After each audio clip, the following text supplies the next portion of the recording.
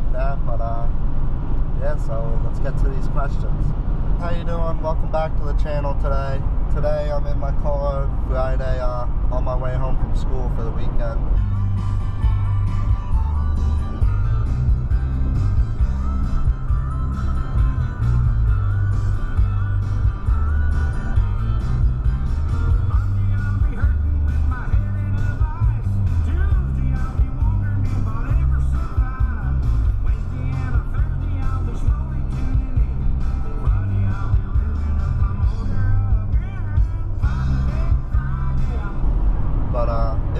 Remember a couple of weeks back on my Driveway Mechanics Instagram page, which I'll put the handle up right now, I posted a picture of a Q&A and I said, DM me questions you have or stuff you want me to talk about for a little bit. So I got about 7 or 8 DMs, so I'm going to go through those right now. Alright, the first one, thoughts on Powerstrokes and thoughts on Duramaxs. Alright, I'll start with Powerstrokes. So Powerstroke came out in 94, I think. IDI 7.3. At first, the first couple of years, it was non-turbo, whatever. The 7.3 platform is very reliable and is a good motor. It's kind of like a 12 valve. It doesn't make a lot of power. It has potential, but from factory, you can't make a lot of power with it. You can tune it. But with those 7.3s, it's not like a P pump, which you can just turn up the pump for free pretty much. You're going to have to go through injectors and electronic tuning and stuff and all that. The 6.0s, which, okay, the 6.0s, a race engine, yes. Jesse Warren just dynoed his for UCC and he made 1,980 horsepower, which is unbelievable. Meaning Sean Mack only ever made 2,400 with the Cummins, but alright. So the 6.0 Powerstroke can be very fast. It has problem with the head gaskets and EGR coolers, and that's why you stud them and you put an EGR cooler on, a bypass and all that junk, and that's why they consider bulletproofing. So the 6.0s, if you can get a 6.0 and do that to it for the majority of its life, it'll work out for you. My buddy has a 6.0 and that's real good. It's bulletproof and everything. Custom tuned by Warren Diesel. But the 6.4s also share common problems as the 6.0s, as head gaskets. And the EGR, I believe the filter collects dirt and shit and gets clogged up and prone to overheating and melting a piston and stuff like that. The 6.7 Powerstroke, they had a couple issues in 2011, but I believe they figured out those issues. The 6.7 Powerstroke, tuned and deleted, you can make 600 horsepower to the wheels, which is just unbelievable. And then again, that's just like the new Cummins motors and the LML Duramaxs, because the L5Ps are not turbo yet. The thing I don't like about Powerstrokes and Duramaxs is once you get to 550 horsepower, you're going to have to start doing internals.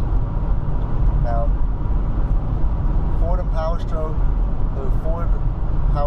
and GM Duramaxs also have better transmissions behind their motors than Dodge does. I mean, the 5R 110s can hold up to 600 horsepower stock. You're not holding 600 horsepower with a 48 or a 68.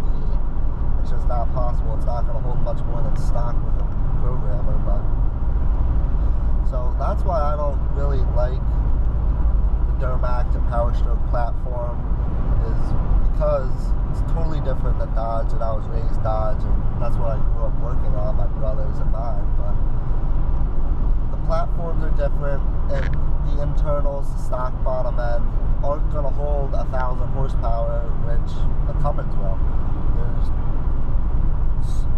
I don't really know.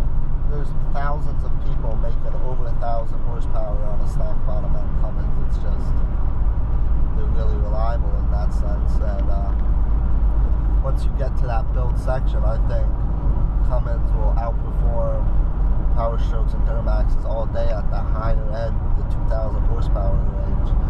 You look at UCC and 6 trucks are all coming, so that shows you something. But going to Duramaxes, the LB7s are just like the 7.3s and the 12-valve Cummins. They're reliable, they didn't make a ton of power, they have potential. The LLY starting to move into that more performance-based engine, like the LBZ. The LBZ is probably my favorite motor they offer in a diesel truck from factory, because it is like a 6L. They're insane. There's no emissions. Once you tune them, they're unreal. Now, the LMM is basically the LBZ platform, just with the emissions that they went to in 2007.5. My brother had an LML. It was tuned, deleted, tuned with EFI Live, Caltrax, lowered a little bit. The thing was nasty. Turbo back exhaust. He never did the downpipe. He had it, but he never did it. Raptor 150. The thing, he won a lot of races, dirt track races, because that thing, at 150 feet, that thing moved. But yeah, that's the LMM. Going to the LML, they did switch to a CP4 pump, so you see a lot of people going back the retro to the CP3 pump. And my brother's and I's friend has one. It's a CP3 Sportsman 10mm tuned and deleted. Thing's nasty, fast system. It might be an air dog actually, but the thing runs really fucking good. The LMLs run. But that's just, all the newer trucks run like that. You get a newer Dodge, a new Powerstroke, a new Duramax. Tuned and deleted, they're just animals. Now, my brother has an L5P as of 2017. We'll talk about that for a second. Will they ever be able to be tuned? Yeah, anytime soon. Maybe not for another year. But they really cracked down on locking that ECM up. So they're talking, Banks is talking about maybe offering a combined ECM, a different ECM that is tunable, that replaces yours, and might be $1,500, which is kind of ridiculous. But they want to release a Derringer tuner here, which they were supposed to release at SEMA this year, but complications happened. They still haven't released that. So the L5P is going to make records when the ECM gets unlocked. There's no doubt about it. Look up Gail Banks talks about L5P and you'll see exactly what I'm talking about. They took every single piece from every Duramax platform, LB7, LLY, LBZ, LMM, LML, and put the best little things together. Put a better Allison transmission that can hold more power, larger stock injectors, and injection pump that flows just as much as an air dog on an LML. The trucks are going to be disgusting. It's that simple. But a brand new L5P on a dyno, they rate at 910 foot-pounds of torque. On a dyno, it makes 850 horsepower. They say 445, I believe, and it puts down 430.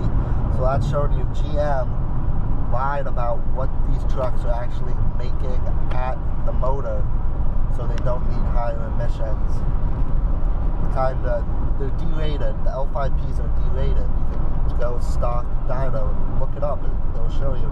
There's no way those trucks only lose 40 foot-pounds of torque from the motor to the rear wheels factory. It's just, at the motor, those trucks are over 1,000 foot-pounds of torque. I can promise you that.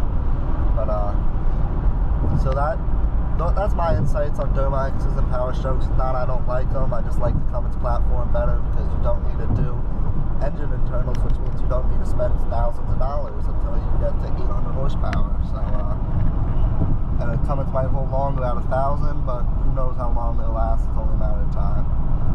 So, next question would be 5.9 versus 6.7.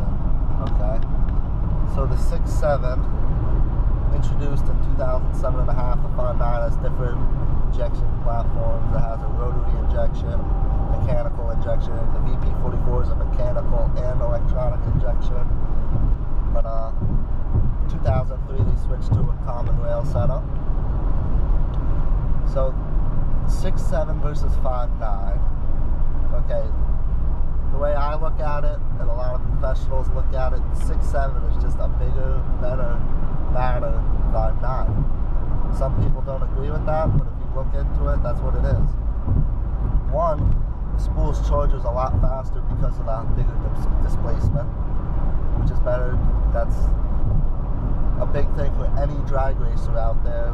We'll run a 6.7 platform over a 5.9 platform. Another thing is 6.7s were introduced as a higher emission 5.9, 2007.5, just like they introduced the LMM in 2007.5. They introduced the 6.7 in 2007.5.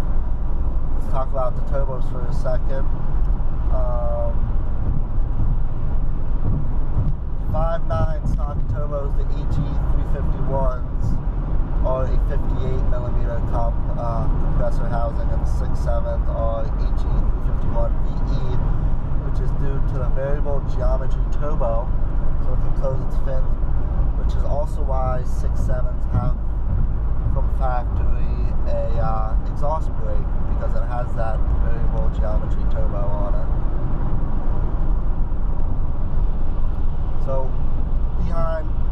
So I just like the 6.7s better. They're more expensive to build, yes. They have a ton of emission stuff, yes. But ideally, if you run in a big single, a 6.7 is the truck to build. Go into the transmissions that Dodge put behind the motors. So a manual transmission on first gen, like I have, 5 speeds, is a Jet Drag 360, which okay. Then they switched to an NV4500, which I have in my truck in the second gens. Then they also offered the NV5600 6-speed transmission in the second gens. Third gens, they switched to the G5600 6 speeds, which they have all the way up till, I believe the trucks now, even Dodge 6 speeds being performed as the G5600s. Alright, next thing, P-pump versus common rail. Okay. Both are capable of making enormous power. As we know, look up power-driven diesel if you don't believe. P-pump can make 2,000 horsepower, which it can. Which is also why it's very common in the truck pooling world. They all run P-pumps. It's very common for those 2.5, 2.6, 3.0 trucks. So, common rail, you can adjust on the fly because of its electronic injection, so you can have that tuning and everything like that, which is nice because you pull up, you're towing something, you put it on tow mode, a Duramax pulls up next to you and you want to race, you put it on race. It's that simple. Now, the P-pump power-driven diesel did come out with the AFC Live on-the-fly tuning for 12 hours. It replaces the AFC housing on top of the P-pump, which you can adjust the fueling and how fast it fuels at lower or higher.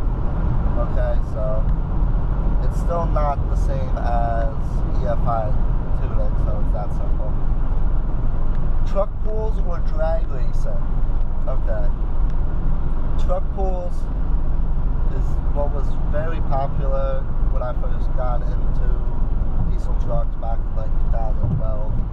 They didn't really hold, there's no big drag racing tracks around me other than closer to New Jersey. I always owning manual trucks, so it's not into drag racing that much, but eventually would love to build a race truck.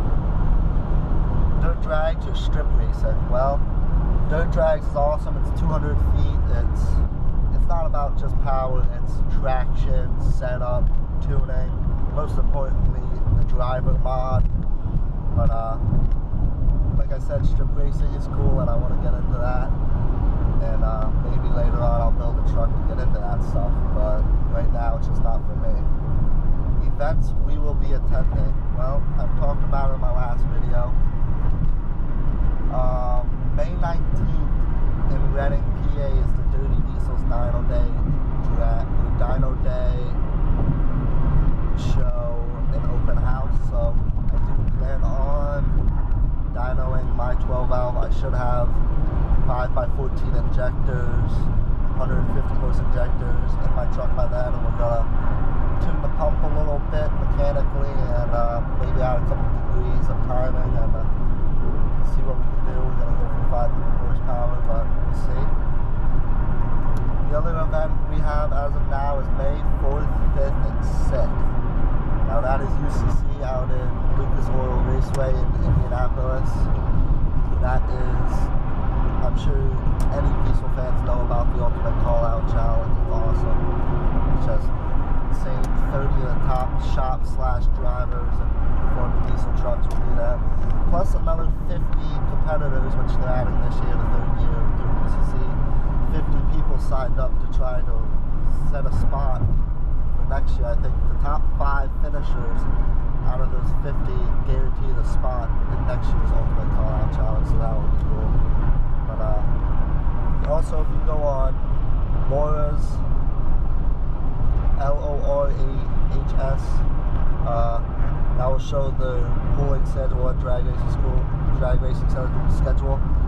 That is in Walnutport, PA, a couple miles north of my house, so most likely I'll be attending every one of those events. I think they have 6 pools so far and only 1 dirt drags, but pretty good chance we'll be going to every one of those. So another question, my last question I want to talk about is merchandise. So yes, I do have a brand called Driveway Mechanics, and I don't have the shirt on now, otherwise I'd show you. I will be taking orders for selling shirts here soon. I'm going to get hats made and sweatshirts. There'll be shirts, hats, and sweatshirts. Maybe tank tops for the ladies. I know my girlfriend wants me to make those, but we'll see about that. But if you would like a shirt, DM me and I'll tell you the price of them and we can talk about that. I got to set up an account through the company that I can collect money through and everything like that. I don't want to go through PayPal, but we'll see. So pretty much I just wanted to talk to you guys about those questions that were asked a pretty while ago, and I just wanted to touch base on them. And hopefully if you have any questions, comment in the section below and we can address those questions in a later video. But yeah, I just wanted to talk to you guys and explain those because I didn't want to keep the people waiting that asked those questions. But yep, so if you haven't and you like this video, please like and subscribe, and it helps the channel grow and helps show YouTube that it is a real channel and people are enjoying the content I am uploading. So if you wouldn't mind, I'd greatly appreciate that, and stay tuned for a new video on Monday or Tuesday, and I'll talk to you guys later. See you later, YouTube.